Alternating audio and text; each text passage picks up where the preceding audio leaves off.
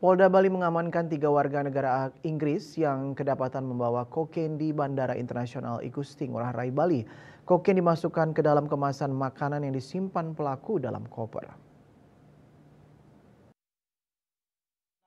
Penyelundupan narkoba jenis kokain lewat Bandara Internasional Igusti Ngurah Rai Bali berhasil digagalkan Polda Bali bersama Bea Cukai awal bulan lalu. 3 warga berkebangsaan Inggris diamankan masing-masing JC dan kekasihnya LE yang berperan membawa barang haram tersebut dari luar masuk ke Pulau Dewata, serta PA yang bertugas sebagai penerima. Kokain yang dibawa oleh sindikat tersebut mencapai 994,56 gram neto, dikemas dalam bungkus makanan dan dimasukkan dalam koper.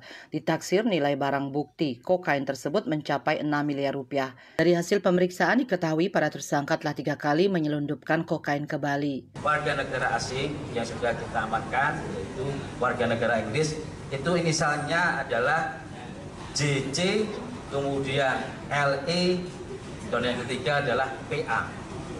Ini semuanya warga negara Inggris. Mereka membawa dari Inggris, dibawa masuk ke Bali. Dari hasil pemeriksaan itu mau dijual atau gimana dan pasarnya siapa gitu? Rencana mau dipasarkan di Bali. Ya.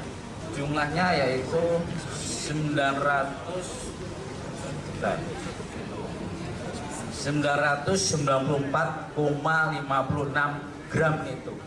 Modusnya menggunakan dimasukkan dalam koper,